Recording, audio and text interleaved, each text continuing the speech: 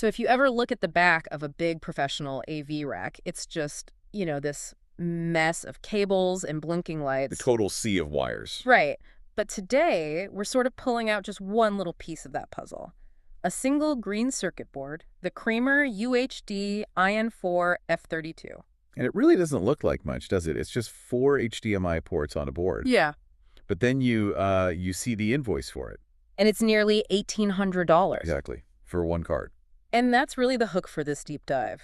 Why does a card with 4 inputs command that kind of price? We're going to get into the specs and the engineering to figure out if this is, just overpriced or if it's actually the backbone of a really critical system. Oh, it's definitely the backbone. Yeah. And you have to remember the context here. You're not buying this for your TV at home. No. This is a modular card. It's designed to slot into one thing and one thing only, the VS3232DNEM. The mothership, basically. The mothership, yeah. It's a massive matrix switcher. Think command centers, university lecture halls, corporate boardrooms. Places where, oops, the signal dropped is not an option. Yet you fire. Yeah. This card is the gatekeeper. Its entire job is to take 4 separate HDMI signals and, well, get them ready for the network. So let's talk about that prep work, because that has to be where the money is. The headline spec you see is 4-channel 4K 60 4.2.0. Mm-hmm. And for anyone in the AV world, that little 4.2.0 at the end, it jumps right out at you. It's the elephant in the room, for sure. We all want perfect 4.4.4 color. But this card is making a very, very smart trade-off. It gives you that crisp 4K resolution. It gives you the smooth 60 frames per second. But it compresses the color information. Right. It's using something called chroma subsampling, and it's all about bandwidth. It's a bandwidth play, isn't it? Precisely. To push uncompressed 4K 60 with full color, you need a gigantic data pipe.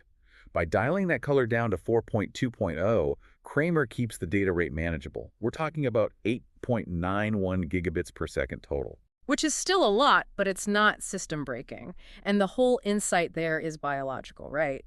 The human eye is just way better at seeing changes in brightness than it is at seeing subtle color changes. Exactly. So you keep the brightness data, the luminance perfect, and you trim a little bit of the color data where you're least likely to even notice it. It's just efficiency. Okay, so it manages the data flow. But my favorite part of this whole thing was what the manual calls signal hygiene. Yeah, the reclocking. It sounds a bit like marketing jargon, but it solves a real physics problem. A digital signal over a long cable, it gets jittery. The timing gets all messed up. Right. The ones and zeros get blurry, so to speak. This card doesn't just amplify that messy signal. It takes it, it strips it down, and it completely rebuilds the timing clocks from scratch. It regenerates it. It regenerates the signal. That's why you can run a 4K cable for, say, 10 meters into this thing, and it comes out looking absolutely perfect on the other side. And then there's the other big headache for AV techs, the handshake. Oh, the dreaded ED handshake.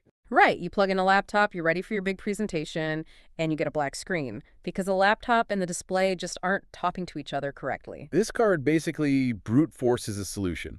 It has a feature called ED capture. It lets you copy the profile of the display you want to use and store it right on the card. So when you plug in the laptop, The card immediately says, "Hi, I'm a 4K screen. Send me your best signal."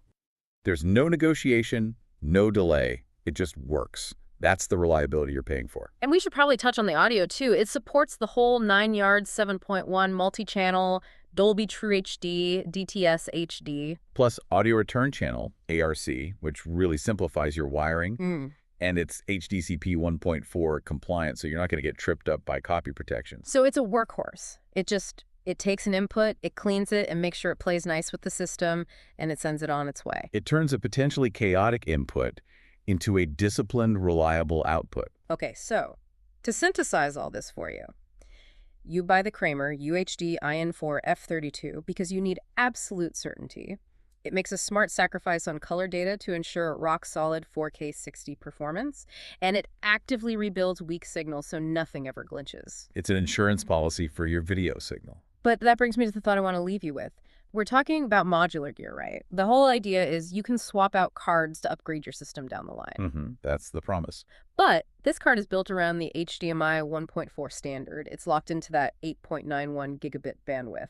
As the rest of the world starts pushing for 8K for full 4.4.4 color, you have to wonder. Is the chassis truly future-proof if the cards are based on today's standards? Exactly. Is modular gear really a path to the future, or is it just a way to get the most out of the present? Something to think about. Thanks for joining us for this deep dive.